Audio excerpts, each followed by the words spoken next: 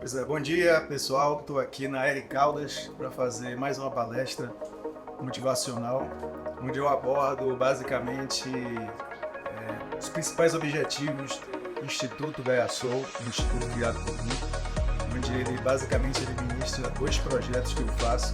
Um é da Volta ao Mundo no Veleiro, e o outro é a administração de um projeto também que a gente tem na Mata Atlântica aqui no Recôncavo Baiano. Então, basicamente esses dois projetos eles se completam, onde na verdade o que mais tem a falar não é nem somente falar para vocês escutarem, mas o objetivo maior é tocar o coração de vocês na questão que eu acho que é mais fundamental, que a gente mais necessita, que é falar sobre o amor e a empatia com os animais, com as pessoas, com o mundo, com o planeta. Ou seja, isso é que a gente precisa cada vez mais. Então, bom dia a todos. Então, Marcelão, gratidão aí por você ter vindo aqui trazer aí o seu conhecimento. A gente já se conhece há bastante tempo e é muito bacana assim poder trazer alguém que tem uma visão sobre o mundo de fato aí bem diferenciada. A gente vem o tempo inteiro tentando trazer com que a gente também abra a nossa mente para que a gente possa ter uma compreensão mais clara sobre o que é de fato viver nesse mundo, né? Então eu acho que não teria uma pessoa melhor que possa falar um pouco aí sobre esse cuidado com o mundo, com a natureza, de uma forma ecológica, né, Marcelo? De uma maneira conectada. E eu queria te agradecer muito por ter vindo aqui hoje, tirar um pouco do seu tempo para poder falar um pouco aí para nossa equipe, essa que é a nossa família Recaldas, e que a gente aqui busca, de fato, não só cuidar das pessoas e a partir de agora começar a cuidar do mundo, né? Porque toda vez que a gente expande nossa mente, naturalmente que a gente não consegue voltar mais. Então vai ser aí um privilégio, tá? Ouvir. Eu acho que pela primeira vez falar assim em público e participando. Marcelo aí tem uma trajetória linda aí de vida, que inclusive é o nosso próximo convidado aí do podcast também, tá? Vai estar indo contando um pouco mais da história. Então, Marcelo, seja muito bem-vindo mesmo, fique à vontade. Coloca pra fora o que você tem mais bonito em essência, e eu que te conheço, sei que isso é muito real. Valeu? Gratidão e joga tudo, viu? Obrigado. Bem, então, bom dia a todos, mais uma vez. É um prazer realmente estar aqui falando com vocês, estar aqui presente na Eric Caldas. Essencialmente, agradecer, primeiro de tudo, a Rafael, que sempre acreditou, sempre me motivou e me incentivou também a perder, vamos dizer assim, o medo das câmeras e vamos dizer, falar realmente, não só na questão das redes sociais, que eu também tinha um certo receio, mas de vir para frente e falar sobre o que realmente é importante e perder, vamos dizer assim, essa temerosidade que todo mundo tem de se expor e de falar. Então, só tenho a agradecer a ele também, que sempre foi um incentivador nisso daí. E esse projeto aí que eu estou envolvido já é um projeto relativamente longo, né? A gente já vinha conversando isso há acho que tem mais de 10 anos, que não saía do papel e era sempre uma dificuldade ou outra, uma justificativa ou outra para que não acontecesse. E a partir, basicamente, da pandemia, que a coisa tomou mais força e eu comecei realmente a me dedicar mais a isso. Então, na verdade, essa palestra é uma palestra que normalmente eu faço, eu conto sobre a história da minha vida, mas não se resume a contar sobre mim. A palestra não é centrada na minha pessoa. Eu acho que isso aí é um pano de fundo que eu uso e vocês vão se identificar, eu imagino, com muitos altos e baixos que a nossa vida nos proporciona e que no final a gente vê que a gente pode não ter escolhido aquele caminho diretamente que seguiu, mas no final a gente termina alcançando os objetivos que a gente inicialmente se propôs. Tá? Então aqui, basicamente, toda a palestra a gente faz para que as pessoas ouçam o que a gente tem a falar, mas basicamente, além disso, eu queria tocar o coração de vocês para essas questões mais importantes, que é o sentimento, que é o amor, que a gente fala muito, mas faz pouco ou pratica pouco. não só com as pessoas próximas, mas com tudo, né? Com o cuidado com os animais, com o planeta, enfim, tudo que nos cerca. Tá? Então, realmente é um grande prazer e mais uma vez agradeço aí tanto o Rafael, a Rodrigo, que sempre me prestigiou, tá? Então vamos lá. Milhões de anos. Nós humanos, há apenas 200 mil anos. Herdamos e nos apropriamos de todas as formas de vida, esse verdadeiro milagre do universo. As ações humanas têm afetado negativamente o meio ambiente, gerando graves consequências para gerações futuras. É necessária uma mudança de comportamento e uma nova conscientização sobre a importância de preservar o meio ambiente. Por isso é fundamental mudarmos nossos hábitos e valores para garantir um futuro mais sustentável para a nossa espécie e o planeta que habitamos. É possível fazer a diferença, independente do tamanho das nossas ações, e que cada um de nós pode ser um agente de mudança. Bem, eu acho essa imagem que eu coloquei ali uma imagem extremamente bonita e bem atual, que foi disponibilizada pela NASA. Foi uma montagem que eles fizeram e mostra realmente a Terra como um ser, dá a impressão de ver a Terra como um ser vivo. Né? A atmosfera dinâmica, a gente vê, a sensação que nos dá é essa daí. A gente fala muito dessa teoria da Terra, né, de Gaia como um organismo vivo, mas essa imagem, para mim, por isso que eu botei nesse vídeo, eu achei extremamente representativa. Tá, então a gente recebe do planeta inúmeras paisagens lindas, né, inúmeros, não só de montanhas, mas a gente vê no dia a dia algumas belezas naturais que basta ter o olhar um pouco mais apurado que a gente vai ver no próprio dia a dia. Não precisa viajar para longe ou ir para uma cachoeira dessa, mas o nascer do sol, o pôr do sol, até mesmo a chuva em determinados momentos para fazer o arco-íris, a gente vê isso em nossa vida cotidiana. Então a gente vive envolto, né, por essa beleza natural e que muitas vezes a gente não tem a sensibilidade de prestar atenção e de identificar isso daí. Tá? Então, algumas paisagens eu coloquei. Isso aqui é uma imagem de uma amostra da água do mar, onde dá para ver os organismos, os fitoplânctons, que são esses organismos menores. A pena da televisão não pega, né? São os organismos menores que fazem a fotossíntese e produzem o oxigênio. Então, antigamente se dizia que a floresta amazônica que era o pulmão do mundo. E hoje em dia já se sabe que isso não é a verdade.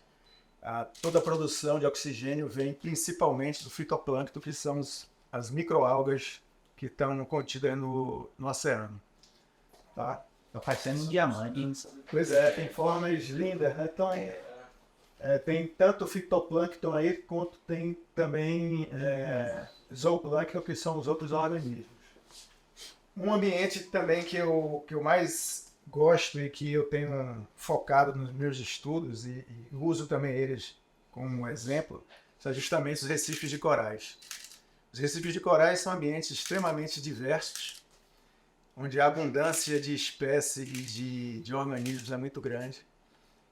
E o que a gente pode ver como exemplo do recife de coral é que é um ambiente, como a gente vê nessa imagem, extremamente diverso, onde a maior parte das espécies habitam, coexistem, muito mais no sentido de cooperação do que de competição. Tá? Então, para mim, esse é um ambiente que eu tenho realmente focado mais e buscado vários ensinamentos em relação ao que ele pode nos trazer de positivo. Tá? A diversidade das espécies é imensa. Eu nunca tive o prazer de ir na África, mas a gente sempre vê por televisão e filmes, né? A diversidade, a abundância e a particularidade de inúmeros animais sempre chama a atenção. Tá? Isso a gente herdou ao longo dos 4 bilhões de anos da Terra da evolução.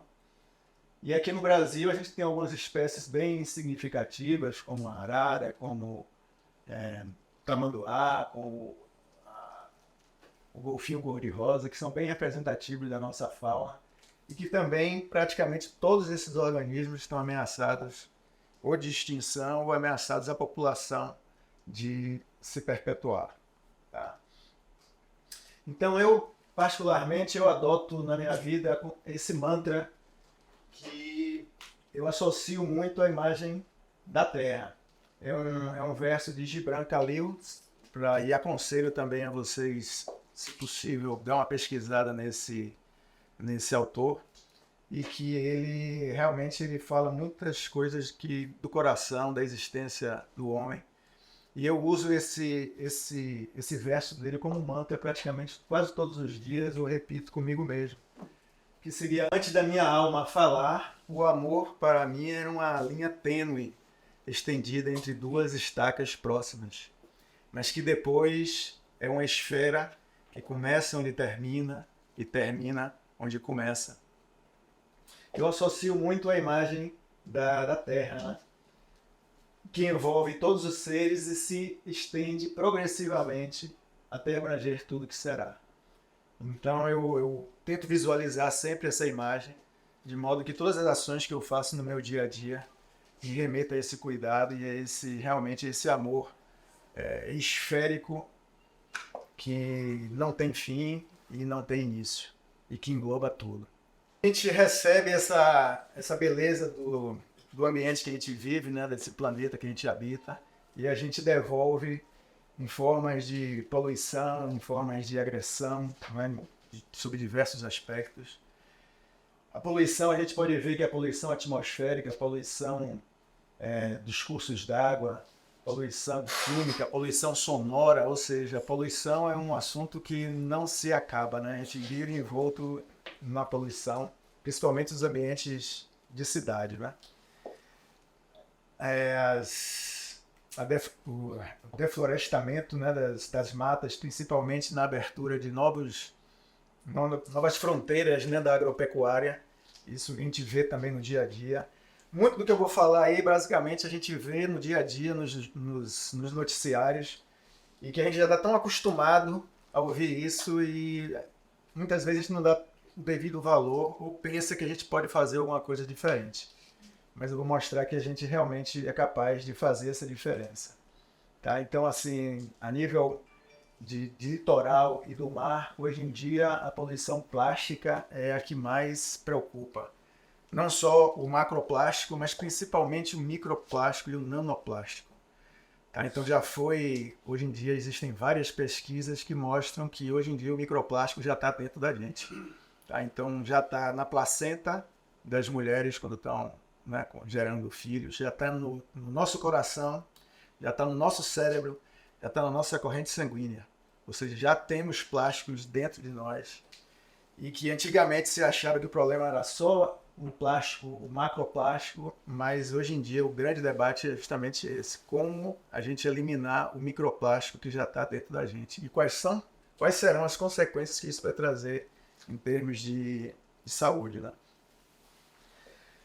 Essa é uma imagem também que foi tirada há pouco tempo em Bali, uma das ilhas mais bonitas que existem do Pacífico, o cara surfando numa onda de lixo, né, basicamente. Então são imagens que a gente vê e os noticiários sempre falam sobre o aquecimento global, sobre aumento de temperatura, sobre a intensificação dos ventos de furacões, etc. A gente vê, antigamente no Brasil não tinha ventos tão fortes e furacões. Hoje em dia no sul do país a gente vê cada dia mais. A semana tem 15 dias atrás que teve também um vento extremamente forte lá e que deteriorou e fez um grande prejuízo em toda a população. Derretimento das geleiras e calota polar, incêndios que a gente também vê. Há pouco tempo também teve um incêndio no Havaí, incêndio em Portugal, ou seja, a gente cada vez mais vê que isso acontece no dia a dia e está se intensificando. Um outro grande problema que a gente enfrenta é a extinção de várias espécies. Hoje em dia, os pesquisadores colocam como a sexta grande extinção que a gente está vivendo agora no antropoceno, ou seja, o que a influência antrópica tem feito no meio ambiente. E os pesquisadores já colocam como esse período que a gente vive como o sexto grande período de extinção. Só para definição, o período de extinção seria onde 75% das espécies são extintas num período de quase 3 milhões de anos. Então aqui tem a ordem das primeiras extinções, né? Vem desde o Ordoviciano, que são denominações da geologia. A última que a gente sempre se lembra é o Cretáceo, né? Em relação aos os dinossauros, né? Que a gente sempre lembra dos dinossauros. E depois dos dinossauros, agora o que a gente está vivendo é justamente essa do Antropoceno e essa imagem representativa de uma ilha Faroé lá no norte da Europa, onde até hoje eles caçam inúmeras espécies de mamíferos marinhos, de baleias, e sem assim nenhuma justificativa. Eles justificam que é por uma questão de tradição, são herdeiros das tradições vikings, mas que boa parte das espécies que eles caçam já estão ameaçadas de extinção também. Outro problema grave que se enfrenta hoje em dia é a sobrepesca. A sobrepesca, praticamente 70% dos recursos pesqueiros de todo o mundo já estão em via de colapso. Tá? E o que acontece? Normalmente se pesca cada vez mais espécies pequenas e que elas não chegam nem a desenvolver a capacidade reprodutiva. Tá? Diminuindo ainda mais os estoques pesqueiros, colocando essas populações em perigo. A outra forma de exploração que a gente vê é justamente a maneira como alguns animais são comercializados, explorados, né? E principalmente, hoje em dia, cada vez mais se fala sobre o direito dos animais e a necessidade de respeitar também os animais como seres sencientes. Alguns países já aceitam isso e já colocam na própria Constituição. Então, se eles são sencientes, eles têm as mesmas necessidades que também nós temos, de vida, de felicidade, de reprodução, de bem-estar, tem medo, ou seja, todas as sensações, os sentimentos que nós humanos julgamos que somente nós temos, está se provando cada vez mais que a maior parte dos animais, principalmente de uma etapa evolutiva maior, eles também são dotados dessa capacidade. E aí eu botei só um ilustrativo. Se estima que é muito difícil realmente chegar a um valor exato, mas os principais recursos que seriam o abate de bovinos, aves e suínos, na ordem de 88 bilhões de indivíduos são abatidos todos os anos. Isso só dos animais terrestres. Se for considerar os peixes, não tem como estimar isso. Porque, por exemplo, uma tonelada de sardinha não se sabe quantos organismos, quantos indivíduos tem lá. Tá? Então é uma outra ameaça séria que a gente vê. Então aqui eu fiz um resumo que também não está tão atualizado, de 2013, mostrando todos os países e que tipo de abate eles fazem. Aqui seriam cada tipo de animal, ou seja, suíno, é quase 1,5 bilhão de porcos por ano abatidos, aves 60 bilhões por ano, e os números são sempre estratosféricos. Para mim, eu considero que boa parte dessa forma que a gente vive e explora a natureza decorre de uma herança principalmente vinda do Renascimento, que é traduzido nessa imagem de Leonardo da Vinci, que colocava o homem como centro de tudo, o homem é a medida de todas as coisas. Tá? Ou seja, a natureza existe para servir o homem. Isso foi até incutido também em boa parte de algumas religiões, onde tudo existe para nos servir. E a partir daí a gente desenvolveu esse hábito de achar que a natureza realmente existe para servir o homem. E o homem está sempre querendo impor o seu rosto vamos dizer assim, a sua influência na natureza. E o exemplo mais nítido que a gente vê é aquela montanha nos Estados Unidos, que até a montanha eles colocaram, esculpiram os presidentes americanos, e já teve um milionário que queria comprar a montanha, ou seja, é uma bola de neve que nunca acaba, né? O interesse humano em relação a egocentrismo, exatamente. Olha a palavra. Você já viu, você estava vendo a palestra. A palestra, exatamente. Então, essa visão que a gente tem até então é egocêntrica, que o homem é o animal mais evoluído, mais inteligente, e era teoricamente, até pouco tempo atrás, era o único que sentia, né?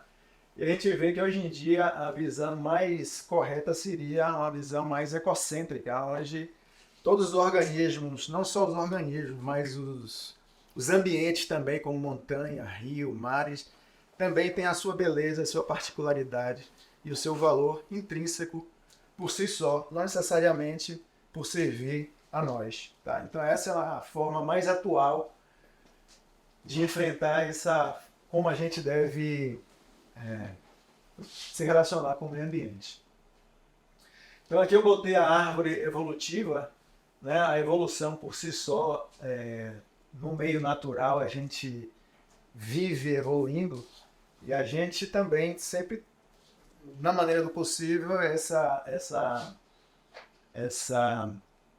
forma de abordar, não só, eu coloco aqui a evolução que a gente tem que ter, eu gosto dessa palavra que é a gratidão, que seria eu defino a gratidão como a memória do coração. Se a gente tem memória do nosso coração, memória amorosa, a gente vai ver que a gente está lá em cima, aqui no topo da evolução, né? A imagem de Charles Darwin foi quem desenvolveu, vamos dizer assim, basicamente essa teoria.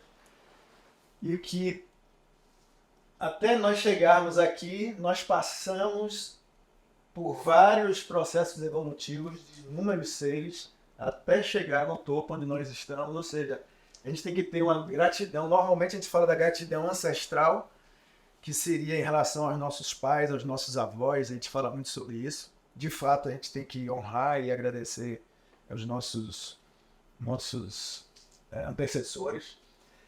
Aí a gratidão evolutiva, que é justamente demonstrado nessa ilustração, né, que antes da gente, inúmeros outros animais existiram e gradualmente, nesses 4 bilhões de anos, a gente chegou onde nós estamos devido a eles.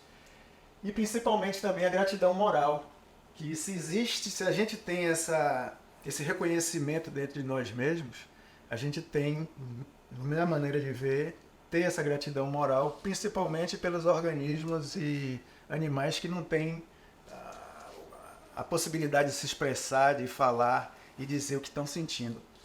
Mas se a gente tem esse conhecimento, principalmente por ser a espécie mais evoluída, mais inteligente dentro do nosso conceito de inteligência, a gente tem que, de alguma forma, ter essa gratidão também moral em relação aos outros organismos, né? Então eu conto um pouco agora de onde vem essa paixão minha pela natureza. Aqui é a imagem do veleiro que já estava navegando lá no norte da Europa, estava bastante frio aí, dá para ver. Mas isso daí vem de onde, né? Isso vem de meu avô, Moisés, a gente chamava ele de Zeca. Ele foi pescador realmente até os 15 anos de idade. Meu bisavô morava em Valença e tinha uma canoa, dessas canoas de pescadores, só que meu avô me contava que essa canoa de meu bisavô era uma canoa grande, chamava de Porto Seguro, onde cabia de 10 a 15 homens em pé nessa canoa de um tronco só de árvore. Hoje em dia você não encontra mais isso lá.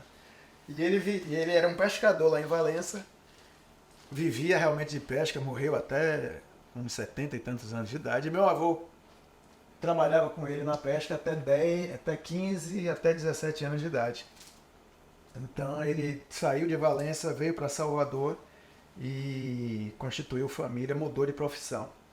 Tá? Então aqui é a imagem aqui meu pai e minha mãe, que já são falecidos, estão lá atrás, meu irmão Arnaldo e meu avô Zé, que a gente gostava, a gente sempre gostou de barco. Meu pai também levou essa tradição adiante, então a gente saía aqui na Baía de Todos os Santos e alguns rios, não só conhecendo os lugares, mas pescando também. Então aí nessa foto dá pra ver, eu devia ter quase uns 15 anos de idade, 15, 16 anos. A minha vida basicamente era em função de barco, de pesca, de mergulho. Com certeza aí não tinha namorada, né? Pelo aspecto aí da vídeo. Então a gente aqui nesse dia, foi um dia que acabou a gasolina do motor e a gente veio remando por dentro do Rio Jaguaribe até chegar na cidade mais próxima. Tinha alguém ali que tava muito feliz. Pois é. E tinha alguém lá no fundo que tá só de boa. Minha mãe ali, era pra cima. E a gente quase sempre, meu pai dizia assim, não precisa levar remo não, pra que remo? Quero um volume, né, que ficar atrapalhando no barco. E meu avô, rapaz, leva o remo, leva o remo. E depois desse dia, a gente nunca mais esqueceu de levar o remo. E aí fosse na mão. Hoje não é. Esse é meu irmão Arnaldo, ele é médico e mora lá em Feira de Santana agora. Então, assim, a nossa tradição era essa, é a terceira geração que a gente... Meu avô já tinha uma casa em Itaparica, isso aí lá em Itaparica, e a nossa tradição era sentar na beira do cais e meu avô ficava contando aquelas histórias de pescador, quando ele vivia com o pai dele, e sempre começava assim, ocasião, papai, barra fora, pescando, não sei o quê, eu ficava ouvindo aquelas histórias, né, o olho brilhando. Então aqui é meu sobrinho, aqui é minha irmã, Mônica, os filhos dela, Matheus, Rafael, filho de meu outro irmão, minha outra filha ali, Bruna, que era pequenininha lá de cima, meu avô, minha esposa Aline e minha filha Thaís, que já está com 20 e poucos anos agora. E o mais novo não está aí nessa foto ainda. Tá? Então assim, a gente todo final de dia, principalmente no pôr do sol, a gente sentava para ficar ouvindo as histórias dele. E isso aí povoou minha imaginação e desde daí eu queria realmente ser alguma coisa, trabalhar com alguma coisa ligada ao mar, à conservação da natureza. Então depois a gente teve um barquinho, a vela também, isso aí eu e meu irmão numa regata de Aratu Maragogipe. E aqui à beira do cais onde a gente ficava, a maré batia no cais, a gente ficava ouvindo as histórias de Malabrossé. Tá, mas apesar disso, o caminho da vida me fez com que, em vez de eu fazer oceanografia desde o início, eu entrasse para engenharia química. Então eu fiz aqui na UFBA engenharia química até o terceiro ano, quase me formei. E aí eu ficava imaginando que minha perspectiva de vida era ir trabalhar no polo petroquímico, saindo 6 horas da manhã, como a maior parte dos engenheiros químicos faziam, né? Saía 6h30 e só voltava tipo 7h30 da noite, trabalhando no polo, e eu falei, caramba, isso aí não é o que eu quero não. Aí já estava no final do curso, criei vamos dizer assim, um embate familiar, minha mãe não queria que eu largasse, mas mesmo assim eu mudei de ideia, larguei o curso de engenharia e entrei no banco econômico, hoje em dia não existe mais. Porque minha mãe falava, se você quiser ir, você vai ter que juntar seu dinheiro, porque naquela época uma passagem era muito cara, passagem de avião era luxo, né? Então você vai ter que se bancar, você vai ter que... Então ela criou, vamos dizer assim, uma dificuldade, achando que eu não ia fazer, entendeu? Mas de qualquer forma eu larguei, trabalhei no banco durante 2 anos, juntei dinheiro e fui fazer a oceanografia, que na época só tinha no Rio Grande do Sul, na FURG, ou na UERJ. O curso de oceanografia da FURG era disparadamente o melhor, tinha mais infraestrutura, o corpo acadêmico era bem melhor, tinha navios oceanográficos, tinha lancha, tinha assim, a pesquisa era bem desenvolvida. E eu fui para lá. Tá? Então na primeira estágio que eu consegui, já no primeiro semestre, eu entrei no laboratório de oceanografia geológica. Isso aqui são testemunhos, que são amostras que se tiram do leito oceânico. São como se fosse enterrar um tubo de PVC desculpa pessoal, um tubo de PVC, tira essa amostra, depois ela é secada, analisada, e nesse laboratório eu ficava quebrando literalmente, porque esse substrato já estava consolidado, então eram pedras, e eu ficava, como botei nessa foto aqui, quebrando a pedra para mandar. Metade ficava no laboratório que eu trabalhava e a outra metade eu mandava para o laboratório lá do Rio de Janeiro. Então depois de uns 3 meses, minha mão estava cheia de calo, eu falei assim, eu acho que eu estou no lugar errado, né? Não quero não, vou procurar um laboratório melhor, tá? E aí, quem sabe o que é isso aí? Uma muqueca. Uma moqueca de quê? De siri mole, é meu prato predileto. Era o que eu mais gostava, era a moqueca de siri mole. Eu falei, olha, eu vou entrar no laboratório que pelo menos vai encher minha barriga. E aí entrei no laboratório de crustáceos da Cápatos, que são os siris, caranguejos. E aí foi fartura, né? Então a gente fazia as amostragens lá. E sempre Engordou tinha... 10 quilos. Engordei. Bastante. Mas assim, um laboratório interessante que a gente fazia amostragens de inúmeros organismos, mas que me deu a possibilidade de eu desenvolver um projeto também, que seria o levantamento da carcinofauna, ou seja, da fauna de crustáceos, de siris, caranguejos e camarões em abrolhos. Então eu fiz um projeto, isso já no 3º ano de oceanografia, fiz um projeto que foi financiado pela WWF, e era uma maneira também que eu via de vir para Salvador e mergulhar, conhecer Abrolhos, que é o parque marinho que a gente tem aqui mais conhecido, né, no sul da Bahia. É composto de 5 ilhas. Aqui é a ilha Santa Bárbara, é onde tem a guarnição da Marinha. Aqui é a Ilha Redonda, onde é permitida a visitação. A Ilha Siriba também é permitida a visitação. A gente dá a volta com os turistas ao redor. A Ilha Sueste, aquela mais distante, blindada, fechada para turismo, que usa como um parâmetro para saber do impacto do turismo nas outras ilhas. E essa pequena ilha aqui é a Guarita, onde tem uma população específica de aves, os beneditos, tá? Mas, enfim, meu objetivo maior era fazer o levantamento da fauna de crustáceos, que até então era inexistente, tá? Quando eu terminei meu curso, eu entrei no mestrado e fiz também um estudo que foi um modelo trofodinâmico dos recifes em franja do Parque Nacional Marinho. O nome parece difícil, mas na verdade nada mais é do que um modelo que a gente usa. Foi dentro de recifes de corais, foi a primeira tese aqui no Brasil que abordava esse assunto, com o uso de software, de simulação, que a gente fazia a medição de alguns grupos de organismos e para identificar a quantidade, a biomassa e o fluxo de energia em todo o sistema. Então esse modelo trofodinâmico é como que se dá a dinâmica de matéria e energia dentro dos recifes de corais. Tá? Então terminei o mestrado com um grande, vamos dizer assim, otimismo, né? A gente achando que vai ser valorizado, que vai ser empregado, e a gente cai no mercado de trabalhos. Ninguém quer saber de sua tese, ninguém quer saber do que você fez. Infelizmente no Brasil ainda é assim, né?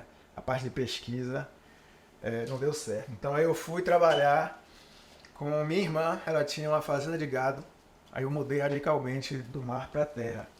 Aí fui trabalhar numa fazenda de gado leiteiro, que minha irmã tinha lá em Feira de Santana, e comecei a ajudar ela no manejo e na produção. Então, assim, o gado que ela tinha é essa raça, não sei se vocês conhecem, é o pardo suíço, é considerado que tem um leite melhor em termos de proteína, de gordura. Por isso que o chocolate, não sei se vocês sabem, o chocolate suíço é tão bom. Não é pelo chocolate, porque o chocolate também é brasileiro. Mas é por causa da qualidade do leite que eles fazem, que dá esse sabor, consistência, enfim. Então, assim, foi um desafio para mim. Eu usei todo o conhecimento que eu tinha de pesquisa, de implementar coisas diferentes. Então, a gente realmente tinha uma produção diferenciada. Né, o tratamento do úbere da vaca com iodo, a recompensa para ela depois da ordenha, para ela não sentar. Ou seja, tem uma série de estratégias que a gente fazia, mas que a gente chegou também numa dicotomia, eu e minha irmã, né? Ou a gente continua, que ela tinha na época, eram 30 cabeças de vacas, né, com essa produção. Ou a gente continuava devagar, como a gente vinha comprando 2 ou 3 vacas por ano, para chegar no... Porque nessa área, para você ter uma lucratividade, você tem que ganhar em escala, tá? Então, ou demoraria uns 20 anos para ficar grande, que nem algumas fazendas que a gente visitou lá em Minas Gerais, ou pediria um empréstimo bancário e eu ficaria também mais 20 ou 30 anos para pagar esse empréstimo. Bota no cartão de crédito. Bota no cartão. Paga 3 Alex Vita. E aí eu cheguei e falei, poxa, não é também esse caminho que eu quero não. Estou aqui no meio do mato, numa fazenda, aí voltei para pesquisa de novo, porque principalmente na área de oceanografia, a academia é o que reúne todas as pessoas que querem trabalhar nessa área. É você virar professor, fazer mestrado, doutorado, entrei na Universidade Federal aqui, fazendo doutorado, também em recifes de corais, em abrolhos, tá? Só que usando um modelo melhor, um modelo mais dinâmico, que possibilitaria um manejo do parque mais efetivo. Tá? Mas também chegou no 3º ano do doutorado, eu vi que muitas instabilidades de governo, não tinha até a bolsa que eu recebia, bolsa do CNPq, às vezes vinha, às vezes não vinha. Então, sabe de uma coisa, eu vou mudar. Aí fiz um concurso para praticagem, que não sei se vocês conhecem, o prático é o auxiliar do navio nas manobras de atracação e desatracação aqui. Então eu entrei fiz o concurso, tive a oportunidade de ser aprovado e aí até então eu venho trabalhando com praticagem. A gente quando chega no navio, a gente passa da lancha para o navio através dessa escadinha, a gente sobe, é um pouco perigoso, mas como tudo na vida tem os prós e contras, né? Então a gente vai a bordo do navio, no passadiço, a gente ajuda o comandante a atracar e desatracar, dando toda a segurança. É uma área assim que é correlata à oceanografia, porque é de extrema responsabilidade. E o principal objetivo do navio é atracar e desatracar sem se chocar com recife ou um banco de areia ou qualquer coisa que aconteça. Pode vir rasgar o casco, tem um derramamento de petróleo, ou seja, ou de qualquer outra substância que ele esteja transportando, ou seja, tem um apelo também ecológico, uma responsabilidade ambiental muito grande.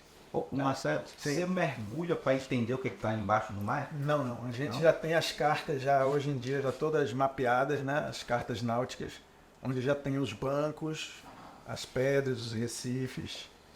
E aí a gente faz, na navegação, é justamente contornar essas áreas mais perigosas para levar o navio de forma... Já tem um estudo que já vem? Já tem. Aí vocês só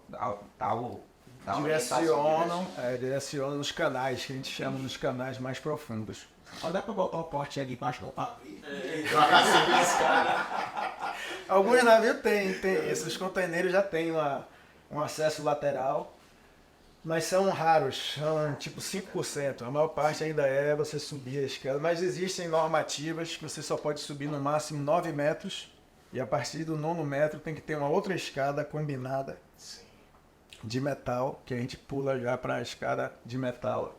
Mas qualquer coisa cai no mar, né? Ou na lancha. Quando cai no mar é ótimo. Mas os acidentes que acontecem, os óbitos que já aconteceram, normalmente é quando o cara cai, ou cai em cima da lancha, ou cai dentro do mar, mas a lancha está próxima e ele machuca, atropela, entendeu? E assim, você tem que também ter sorte do navio tá carregado, porque se o hélice do navio às vezes está fora d'água, ela suga você e você vira já pasta, né? De triturado. Já tiveram vários acidentes, mas assim, obviamente tem estratégias que a gente minimiza esse embarque. Então quando, por exemplo, o mar está muito batido, está batendo muito e jogando muito, tem muita onda, a gente dá uma guinada do navio de modo que o vento bata do outro lado e no lugar onde a gente vai embarcar, o lado que a gente vai embarcar fica mais tranquilo. Então não bate tanto, dá uma segurança maior. Tá? Então eu montei aqui algumas imagens, aqui é o Porto de Salvador, Porto de Aratu, Porto de Madre Deus, de petróleo, da refinaria. E como eu me envolvi na solução desses problemas que sempre me falaram, né, que sempre me tocaram, né?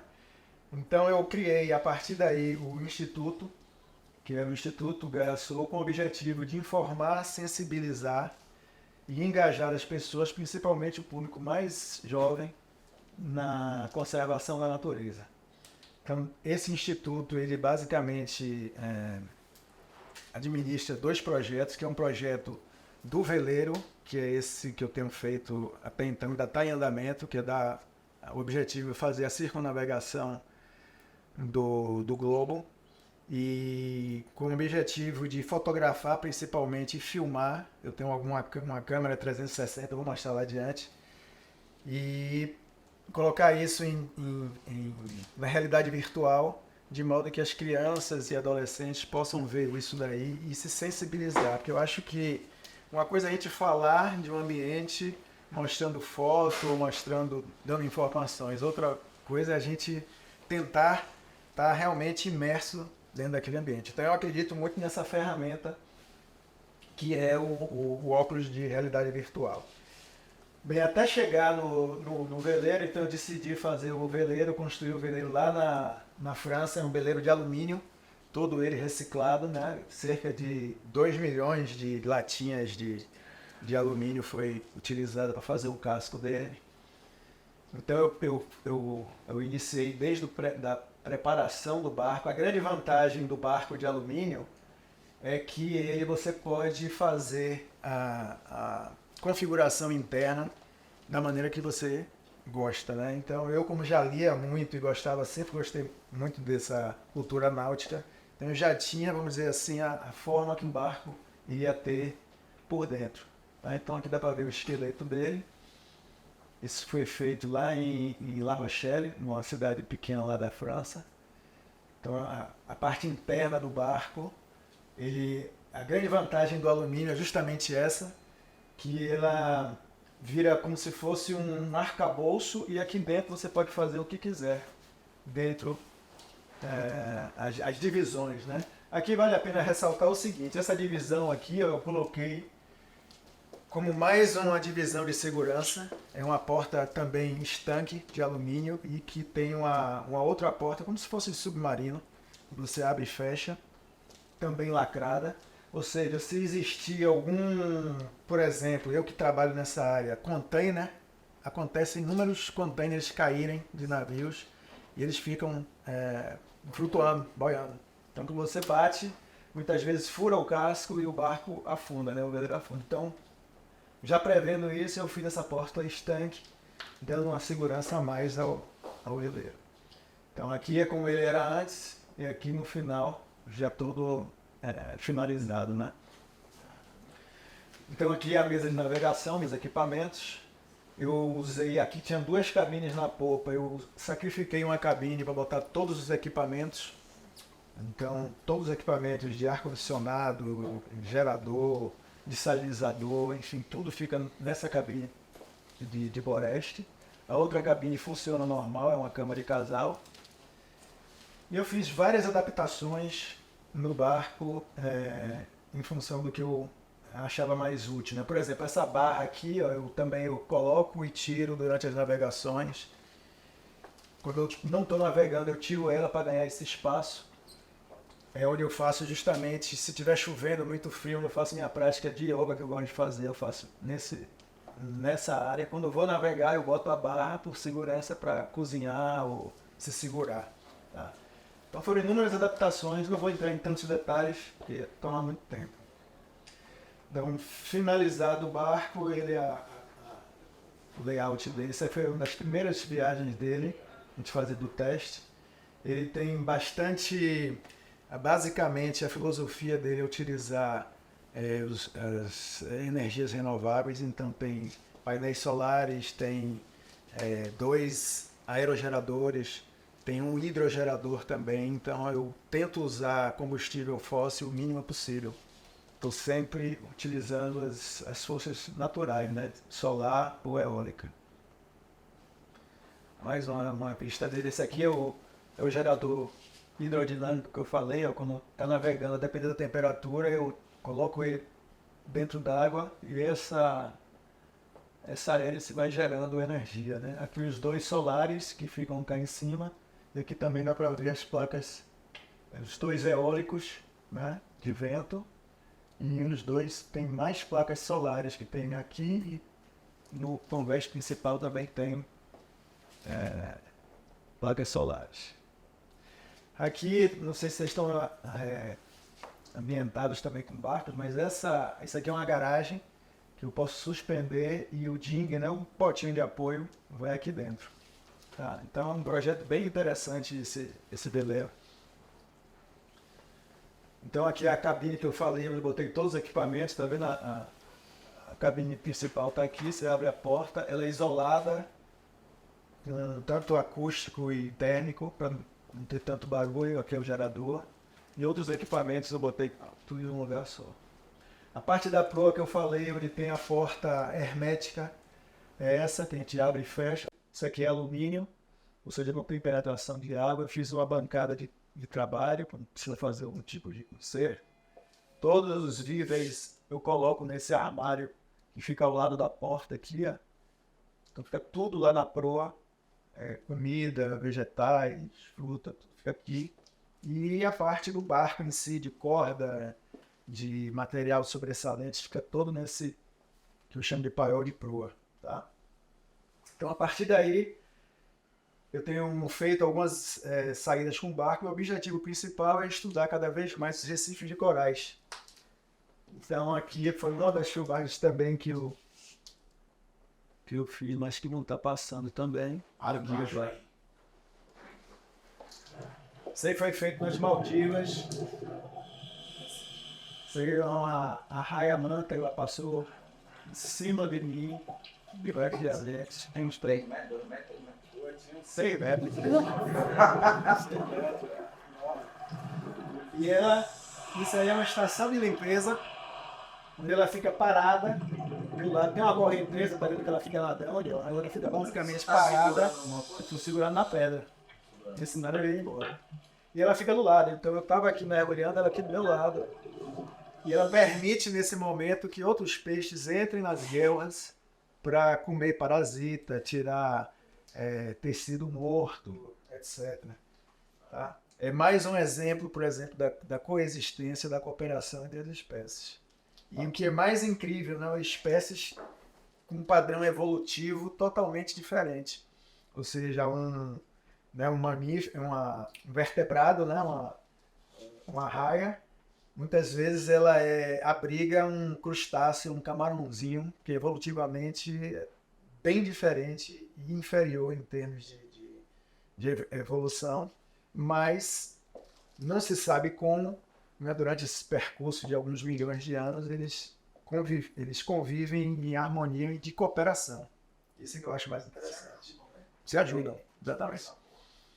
Então a outra ferramenta, aquela que eu tinha falado antes também, é justamente isso, é fazer esses vídeos rodarem no óculos de realidade virtual, onde a gente pode ou virar o celular, se for no celular, ou virar ou tocar na tela, a gente pode realmente ver o ambiente 360 graus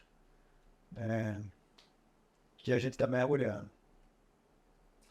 Então isso aí foi só um vídeo que eu fiz como se fosse uma amostra, tá vendo? Eu passando ele com a mão, com o dedo, né, na tela. Mas o objetivo principal é disponibilizar isso para as escolas em vários níveis de estudo, né? Desde a infantil até o 2º grau, claro que com conteúdos adaptados para isso daí, de modo que as crianças, mesmo não tendo a oportunidade de mergulhar num recife de coral ou estar num ambiente, mas ela sinta de alguma forma essa emoção, essa necessidade de ver a experiência, justamente. Então, a partir daí, venho sempre nutrindo as redes sociais, né, que também é outra forma que eu vejo de de interação com as pessoas. E isso daí eu venho de forma continuada cada vez mais investindo nisso daí, porque eu acho que é a forma mais fácil de você tocar o número máximo de pessoas. Eu inicialmente tinha até uma resistência em relação às redes sociais, porque eu via, por exemplo, meu filho muito preso naquilo ali, mas se a gente usa ela de uma forma inteligente, ela vira um poderoso aliado para a gente. Então, outro projeto, que é o projeto da Mata Quântica,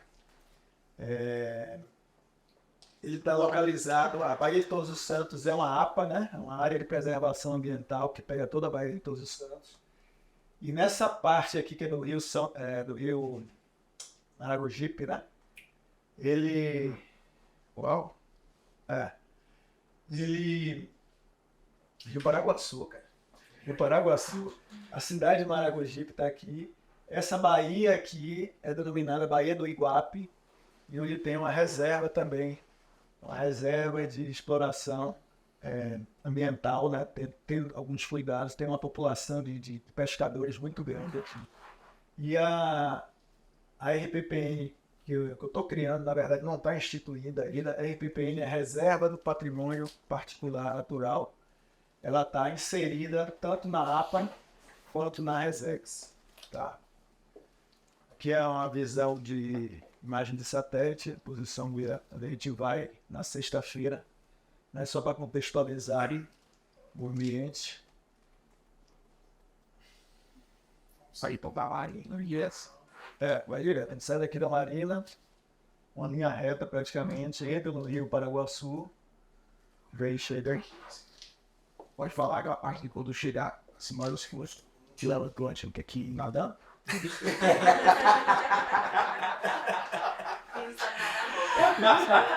Mas tem boia, não tem perfil, não respirar. Vai dar aquela canoa lá do avô dele. Por isso que é 12 pessoas.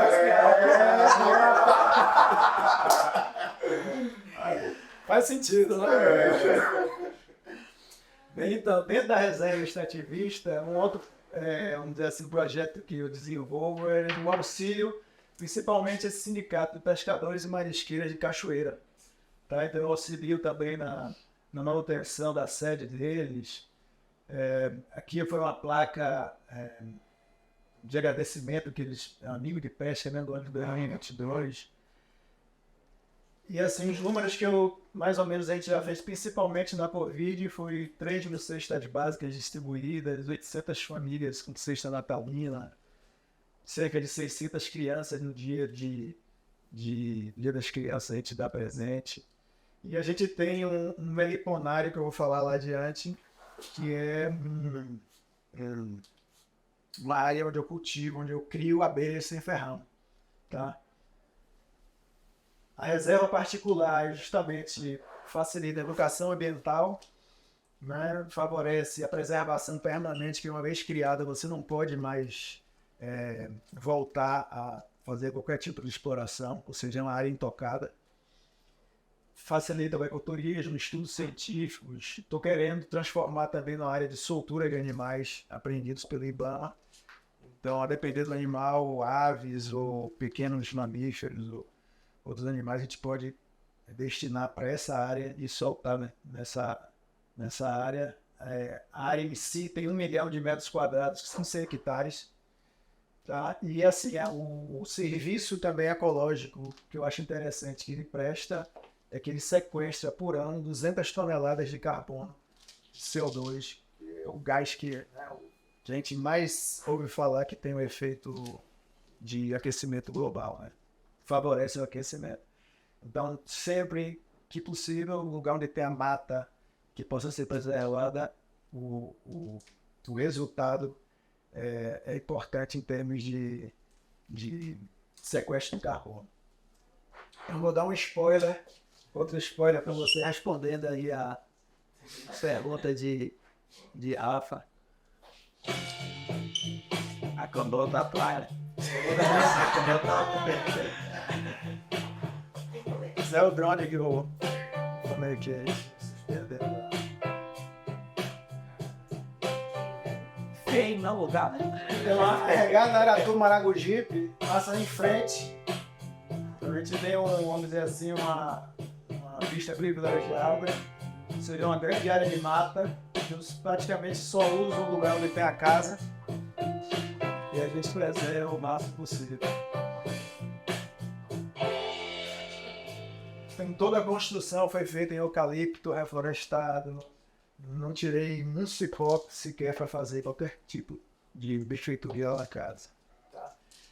Então a outra parte assim, do projeto é justamente o uso da que chama hoje em dia de ecopsicoterapia, que faz parte da ecologia profunda, que pressupõe o quê? Aquilo que eu falei desde o início. Todos os seres vivos, todos os ambientes, por si só, tenham importância, não necessariamente porque servem a nós. Então, as atividades que a gente faz são atividades que a gente, de alguma forma, vê importante como a reconexão do ser humano com a natureza. Ou seja, muitos dos atos que a gente faz de impacto ambiental, muitas vezes a gente não tem consciência daquilo ali. E a gente esquece que nós também somos animais, né? Como os outros animais. A gente sempre vejo muito meu filho assim, os bichos, os animais, aquele bicho. Você esquece que você também é bicho, cara. Você também é animal, você faz as mesmas coisas que todos os animais fazem. Né? Então, assim, algumas práticas que a gente vai fazer, Shirin-yoku nada mais é do que o banho de floresta. Isso aí já é conhecido que os próprios japoneses faziam isso, alguns já milhares de anos. Intuitivamente a gente já faz. Que seria andar pela mata. Por que andar pela mata causa um bem-estar na gente? Os japoneses, eu não sabia disso, mas o Japão é conhecido como o país que tem mais área verde proporcional do planeta. Ou seja, é uma ilha minúscula, mas aonde não é cidade, é mata. Ou seja, eles não produzem absolutamente nada, eles compram tudo de fora. Então, proporcionalmente à área, o Japão é o país mais preservado. E eles viram que você andar na mata, ou andar numa floresta, ou dar uma caminhada em um parque, por exemplo, causava um bem-estar. E eles começaram a estudar isso daí. Então, tiraram amostras de sangue das pessoas e viram que pressão sanguínea se regulariza, diminui, batimento cardíaco melhora, a ansiedade melhora e a análise do sangue também, as células defensoras, né? as células, as kill cells, como eles chamam, as células assassinas do sistema imunológico, né? os glóbulos amarelos, né? e glóbulos brancos, eles aumentam quase 20% através de dosagem de sangue, eles fizeram isso. 20% aumenta a partir de 20 minutos que você ande pela mata, você já tem essa melhoria no seu sistema imunológico. E isso continua até 20 dias depois que você sai da mata. Então vai decrescendo ao longo dos dias e o limite máximo seria 20 dias. Aquele benefício que aquele lugar lhe proporcionou, até 20 dias, isso tem esse benefício. Então, é um lugar que a gente procura fazer o detox, tanto alimentar, né? A gente vai focar mais na alimentação saudável, alimentação vegetariana, e também tentar fazer o detox de tecnologia, né? Então lá a gente vai tô dando um spoiler também, porque minha esposa dele quer falar isso, quando vocês chegassem lá, a gente vai sugerir, sempre que possível, o uso mínimo de celular, colocar em determinado lugar que a gente vai disponibilizar, e de preferência, escolher um momento do dia para vocês fazerem. Claro que ninguém hoje em dia vai ficar ilhado sem poder falar com filho, esposa, o que quer que seja, resolver algum problema, né? Mas tentar fazer também. Chega até mil aqui. Quem foi que estava perguntando se tem sinal de celular? Já era por isso, né? Eu fui a Alex, né? Nada que eu trabalho com isso, né? Aí vai ver. Como é que fala com o meu filho? Mas assim, a gente usa muito mais do que, na verdade, a gente precisa, né? Sim. Muitas vezes a gente não tem nada o que fazer, já pega e fica olhando e não é tão necessário. Então a gente pode fazer também um safari fotográfico. Sempre à noite a gente vai ter uma fogueira para a gente estar conversando e batendo papo.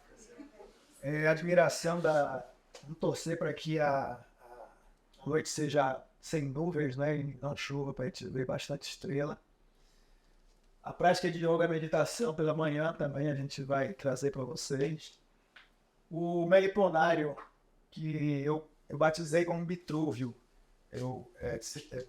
li a abelha em inglês, né? Então eu coloquei como, se a gente, isso não foi eu quem falou, né? Mas o próprio Einstein, imagina, 100 anos atrás, que não entende absolutamente nada de ecologia, né, teoricamente, ele já dizia que a importância, a espécie mais importante em termos de serviço ecológico, se a gente tivesse de escolher uma, seria a abelha. Porque sem a abelha não existe polinização e nenhum desses alimentos que a gente come existiriam se não tivesse principalmente as abelhas. As borboletas também fazem isso, mas a abelha principalmente.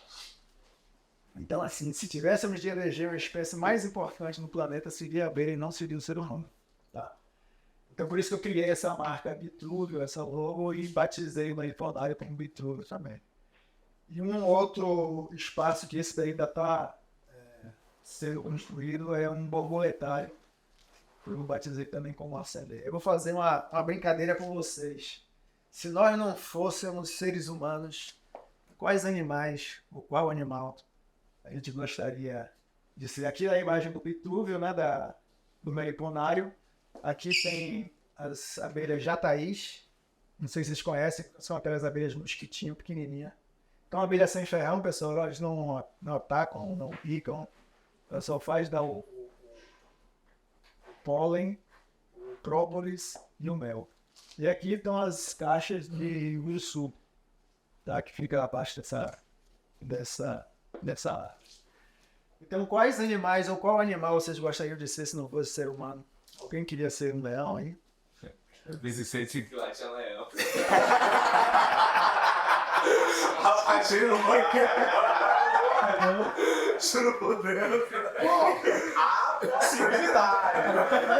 Você sabe. 1 milhão de metros quadrados.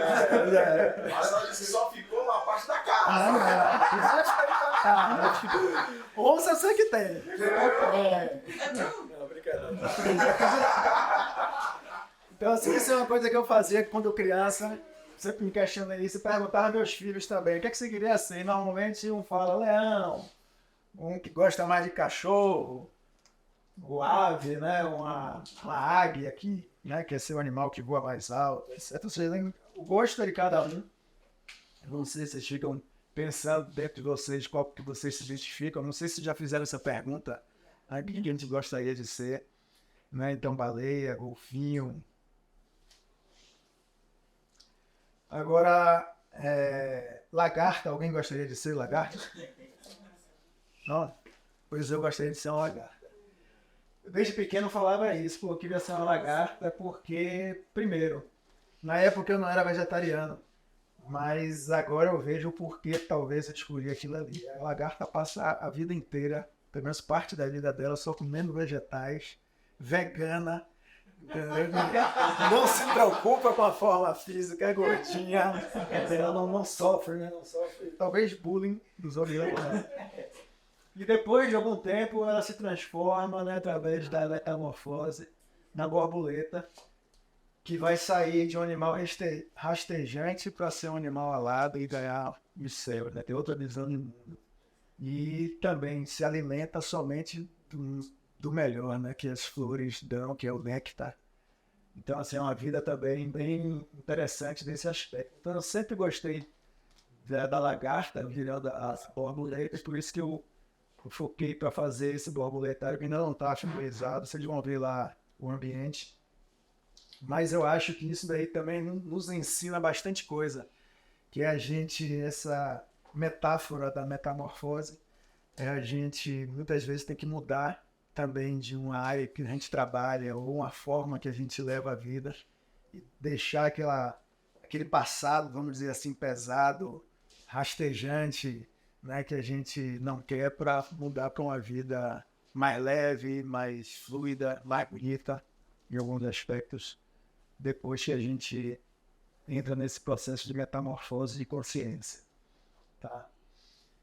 Então, mais uma vez, eu volto a essa questão da gratidão. Se você olhar, as abelhas estão aqui, ó, e o ramo das abelhas, evolutivamente, está lá embaixo, né, nos primórdios dos insetos, junto com as plantas, e, no entanto, são considerados os animais mais importantes também. Então, mais uma vez, seria esse esquema da gratidão ancestral, moral e evolutivo, que forma essa palavra que é o AME, né? O amor, que acho que a gente fala pouco e exerce também pouco, a não ser com os nossos parceiros. Bem, voltando ao projeto em si, em que pé está o projeto hoje em dia? Você que já está no tempo, né, Rafa? Não. Então, assim, já que estamos mais ou menos no final. Durante o Covid, o barco ficou parado lá em Portugal, tá? E em 2022 eu saí de Gibraltar para as Ilhas Canárias, fica meio norte da África. A gente ficou, dá para ver também as mudanças climáticas, eu percebi bastante durante essa viagem. Eu fiquei praticamente 20 dias preso nas Ilhas Canárias esperando o tempo mudar. Coisas que dificilmente acontecem. No sistema de ventos, que são os alísios vêm sempre de leste para oeste, tá? Sempre nesse sentido. E durante esses 20 dias, a Canárias está aqui, vocês estão identificando, continente africano, Europa, e o Caribe está aqui. Então eu tinha que sair daqui para vir para cá. E aqui é uma imagem de um software que chama WID, mostra os ventos. E aqui, quanto mais vermelho e roxo, mais forte o vento. Azul claro e verde é o vento, assim, normal, não tão forte. Então aqui mostra o sentido dos ventos, sempre contrário. Ó. Eu fiquei quase 20 dias esperando uma janela de tempo acontecer para que eu pudesse movimentar. Então o padrão normal do vento é esse, chama os alísios, que empurra o barco do continente africano. Por isso que ou trade winds também eles chamam, que são os ventos de comércio, que favoreceram porque os portugueses e o continente europeu, né, os espanhóis, têm tanta facilidade de ir para o Caribe, porque os ventos eram sempre favoráveis. Tá? Aí, nesse momento, por exemplo, a gente estava aqui esperando sair, mas também não saiu porque ao norte tinha praticamente um furacão se formando. Então aqui tinha ventos de 60 km por hora, 70 km por hora. A gente ficou também esperando que essa condição se abrendasse para a gente seguir viagem. Então em 2023, não sei por que saiu esse negócio aqui. Agora eu estou vendo. 3 só para bombar. A gente saiu de Canárias para ir para o Caribe. O barco hoje em dia está lá em Aruba, no Caribe. Próximo ano a gente vai fazer o canal em Panamá e vir para Nova Zelândia, passando por Galápagos, né, que é um arquipélago bem... uma rota, vamos dizer assim, obrigatória para todo mundo que veleja. Alguns trechos eu vou só, mas hoje em dia minha esposa está tomando mais coragem, tomando mais remédio também para não enjoar tanto.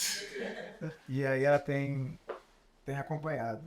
Nesse trecho de Canárias para Cabo Verde, que eu não falei, aqui a gente saiu das Canárias, o objetivo era vir direto para o Caribe. Aí foi eu, minha esposa e meu filho. Só que meu filho passou muito mal. Então ele passou de 7 dias de navegação, ele ficou mal 4 dias, passando mal mesmo, né, tomando remédio, mas praticamente deitado. No 4º dia, em vez de melhorar, ele começou a vomitar. Botando para fora, 4º, 5º, 6º dia, ele já nem levantava da cama, entendeu? Eu falei, meu filho, fique aí, pode botar tudo no chão aí que eu vou limpando.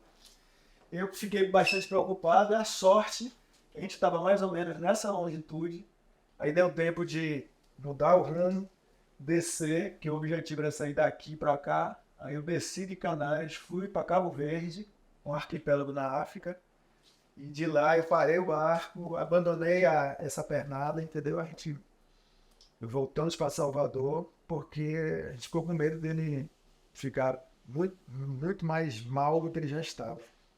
Balança muito, balança. Rapaz, balança. Quer dizer, durante a navegação, quando o vento é constante, o barco mais ou menos senta em um bordo, a gente fala que ele senta num bordo e ele vai naquele bordo direto, ele não fica chacoalhando. Tá? A não ser que tenha bastante onda, o vento não seja tão constante, aí sim. Mas normalmente nessas travessias de Cabo Verde, aí meu filho ficou em Salvador, eu voltei lá com minha esposa, a gente fez a travessia no início desse ano, em abril. Demorou 17 dias.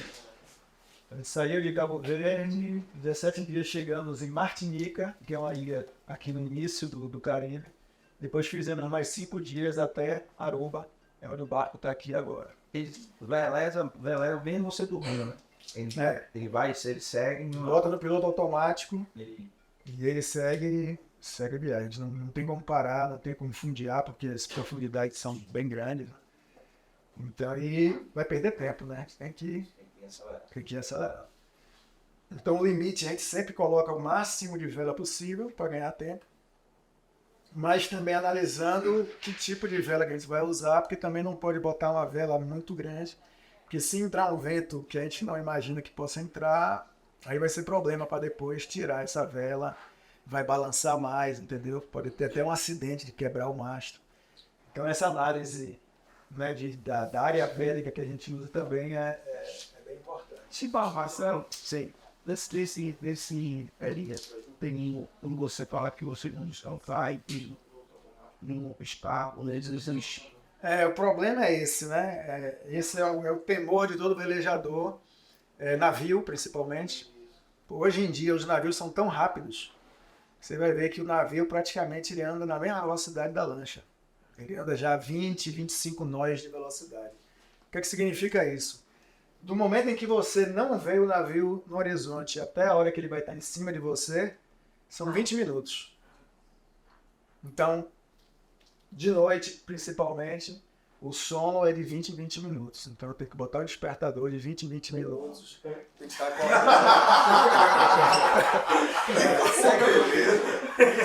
Agora com um bom maravilhoso. Bem disposto, né? Saudável. Realmente é bem cansativo, não tenha dúvida. Agora eu tenho também equipamentos que, vamos dizer assim, me dá um pouco mais de tranquilidade. Eu boto o radar, eu boto o chart plotter que a gente fala, eu boto uma distância onde se o navio entrar, dispara um alarme. Tá?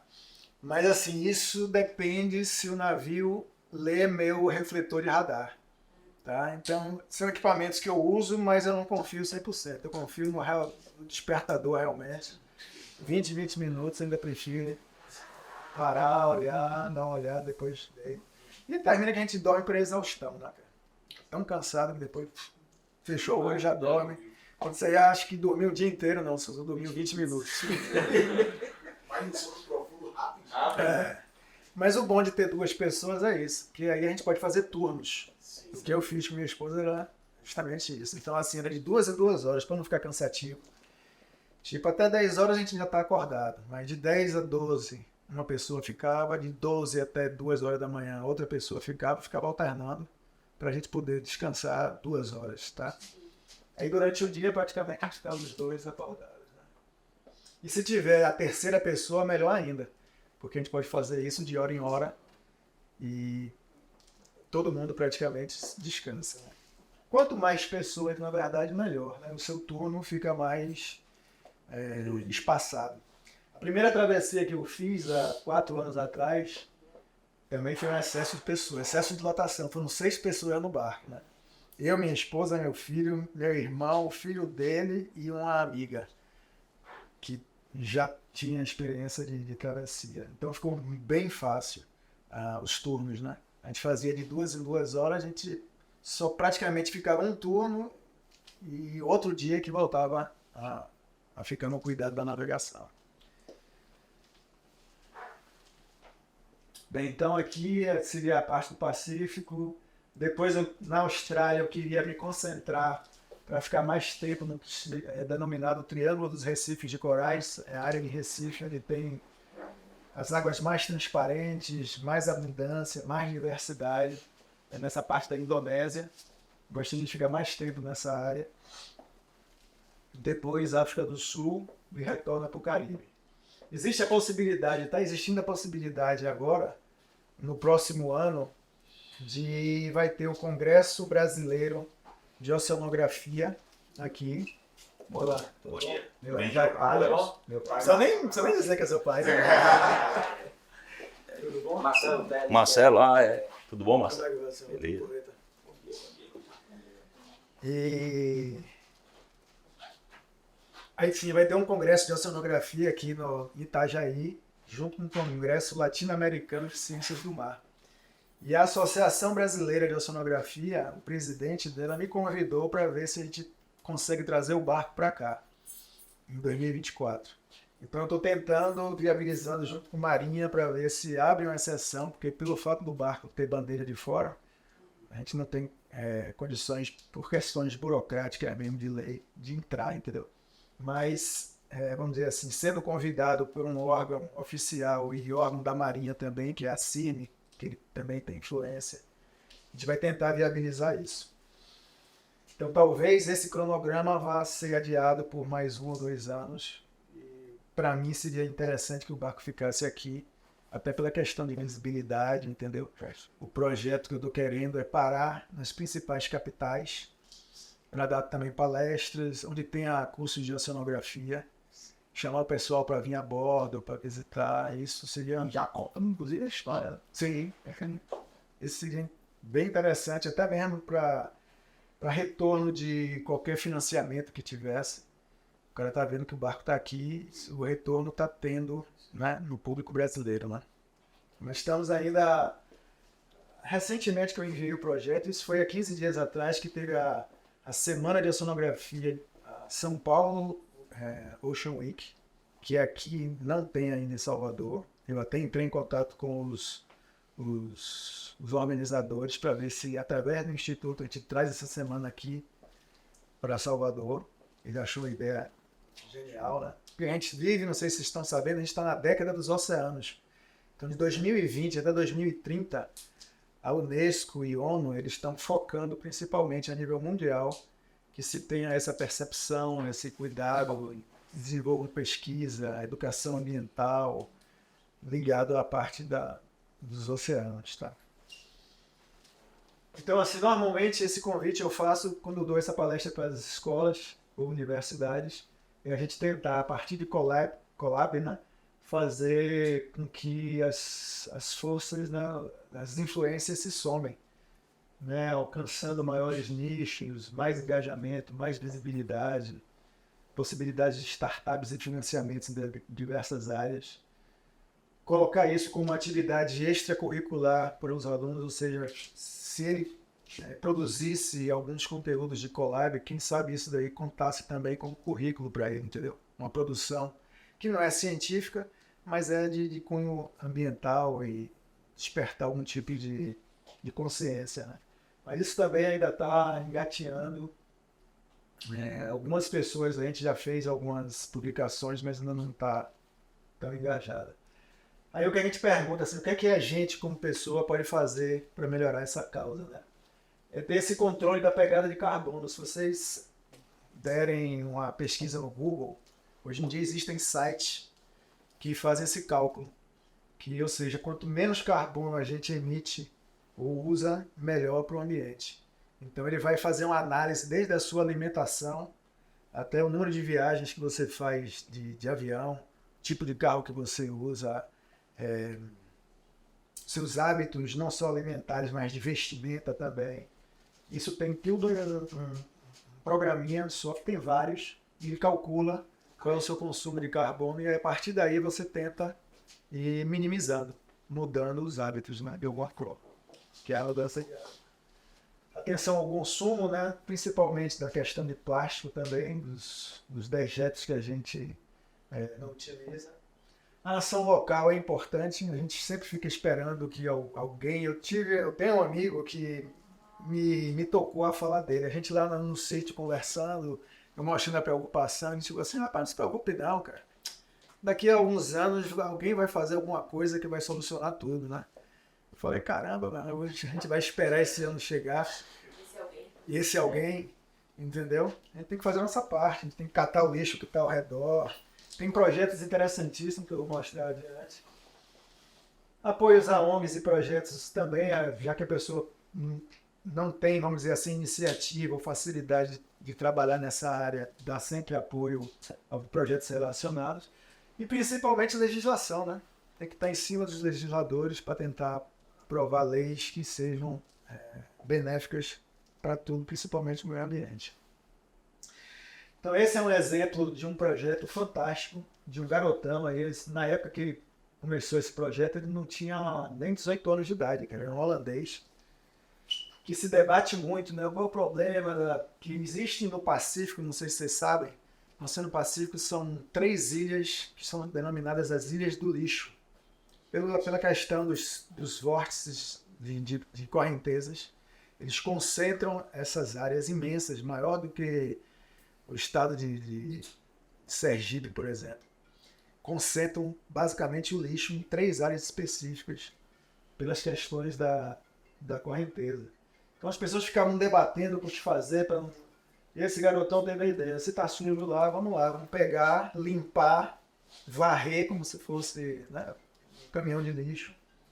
E ele jogou isso, ele fez esse projeto, né, Ocean Cleanup, um projeto milionário, muitas pessoas, ele tem um aporte financeiro altíssimo. Desenvolveu uma tecnologia de botar inúmeras redes de deriva, redes grandes de deriva, todo um estudo oceanográfico em relação a isso, de como seria essa rede, qual era a profundidade. Ficava com eles. Não, eu gostava muito. E durante esse período, ele leu não sei quantos livros. Sim. Sozinho. Ele e a companhia dele, entendeu? E o risco Porque não tinha... tubarões? O que acontece é o seguinte, eu vi uma definição de um amigo meu, que ele mora lá na França, que me ajudou a montar o barco também, achei fantástica. Você velejar é a maneira de você pagar o valor de primeira classe, mas viajar sempre de última classe. Ou seja, você passa perrengue, você sente frio, você não dorme direito, você não come direito, que não é que nem a comida de sua casa, você não pode levar tudo, entendeu? Você mesmo que tem que fazer, não tem mais como ter sua funcionária, né, que a gente ainda usa aqui para fazer a nossa comida, para limpeza, etc. Ou seja, você está sempre, e tem vento, e tem onda, e tem perigo de um navio chegar. Hoje em dia nem é o tubarão, hoje em dia o risco maior já são as orcas. As orcas? Ali no sul da Europa, perto de Portugal, já tiveram mais de 30 casos de ataque de orca a veleiros. E é comum esses ataques acontecerem, né? Está sendo comum agora, nos últimos 5 anos para cá, que nunca existiu isso. E vão em grupo sempre, né? Vão em grupo, 2 ou 3, não são muitas não, 2 ou 3, mas já tiveram vários. É uma reação. O que alguns pesquisadores têm chegado à conclusão é que tiveram talvez alguns eventos contrários a ela, ou eventos de pesca, ou até mesmo pescador, para tentar evitar que elas comessem o peixe da rede, ou atacaram, deram um tiro, ou fizeram alguma coisa, que elas começaram a voltar contra. Agora, por que velejador? Porque veleiro não se sabe também.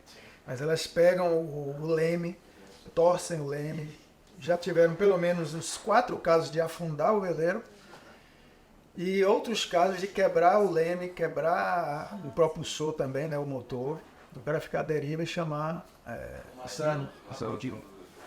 Uma aula, Nós, carregação, claramente, não é sobre seu estilo de vida. Sim. Eu tento, para o mínimo do mínimo. E eu uso sacola plástica, uso ecobag, cano do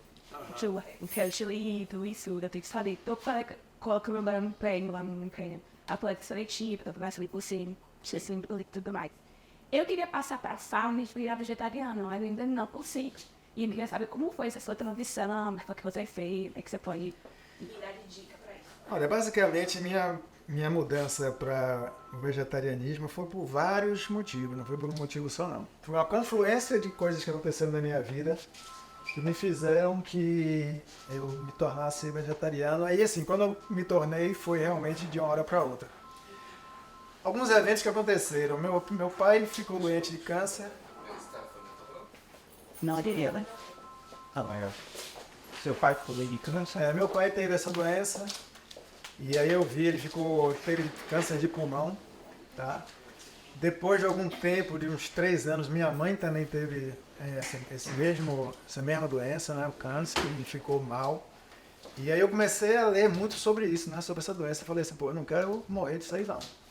E aí, quanto mais eu lia, eu via a associação dessa doença com os hábitos alimentares e hábitos de vida também, tá? Então, uma das coisas que eu vi é que está realmente diretamente relacionado com a ingestão de carne.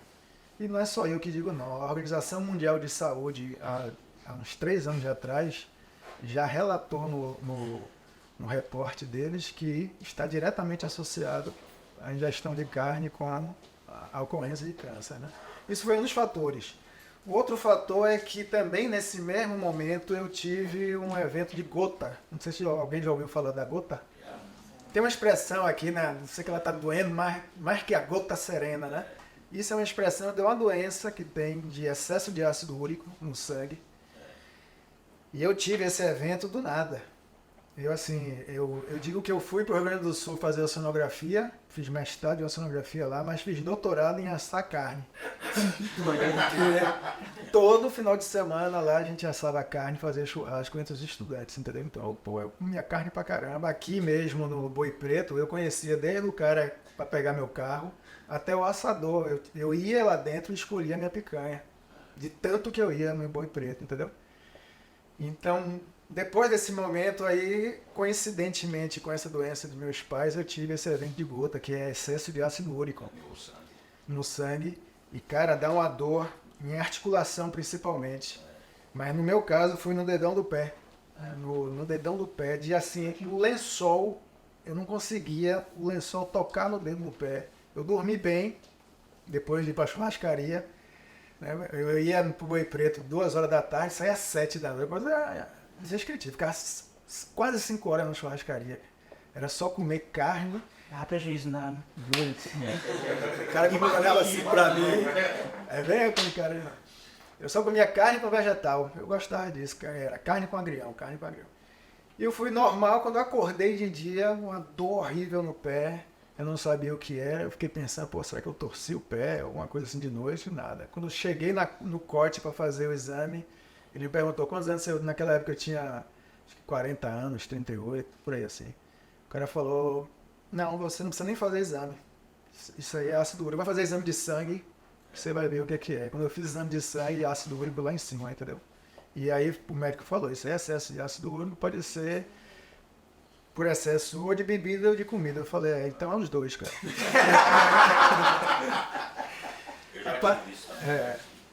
Então quando você diminui o ácido úrico, que é principalmente da carne, você resolve isso daí. Aí, nesse momento, eu tomei a decisão. E assim, aí eu virei de um dia pro outro. Falei, eu não quero mais isso não. Aí parei. E aí... Mas eu tenho uma dúvida referente à imersão que a gente vai fazer. Tá. A sua casa fica no alto, né? Então, por exemplo, a gente vai de lancha até a ilha. Aí pega a canoa depois. Aí a gente vai... Tem uma trilha já formada? Ou... Tem. Entendi. Não vai dar de cara com real, não. Quanto tempo mais ou menos de caminhada da chegada? Não, é rapidinho. A casa fica na beira do rio. Uns 10 minutinhos. É subir o material. Tem tranquilo. Agora, por exemplo, eu vou só complementando a pergunta que você fez, né? Hoje em dia, como eu vi a sua preocupação, a gente tem como eu também já tive e tenho até hoje, a preocupação, a gente está achando que só o fato de tirar o canudo já está dando uma ajuda. Óbvio, a gente está ajudando. Mas assim, 70% dos restos de plástico que esse garotão ali do Ocean Cleanup pega nos oceanos vem de pesca. 70% é resto de pesca. Então, se você tira o canudo, tudo bem, você está fazendo uma ação, mas é muito mais efetivo se você parar de comer peixe. Porque se não tiver pesca, não vai ter o resíduo. Se tiver consumo, não vai ter pesca. Se não tiver consumo, não vai ter pesca. Entendeu? E assim, tem certas coisas que não se falam. Carne nem peixe? Não. E você, como é que você faz a suplementação? Você tem algum tipo? É mito. É pra essas... Aí depois comecei a ler muito sobre alimentação, sobre vegetarianismo, veganismo. E você vê que isso é uma indústria que, na verdade, foi criada, né, de informação. Você vê, há pouco tempo atrás mesmo, na parte de nutrição, se dizia que a gente tinha que comer de 3 em 3 horas. Né? Não, tem que comer de 3 em 3 horas para seu corpo ficar sempre funcionando e aí você emagrece. Hoje em dia já se sabe que isso aí é a pior coisa que você pode fazer. Porque é ao contrário. Cada vez mais se tem falado que o jejum é o melhor. Quanto mais espaço você der para o seu corpo não se alimentar, é ótimo, porque rejuvenesce suas células, porque o corpo entra no sistema de autofagia.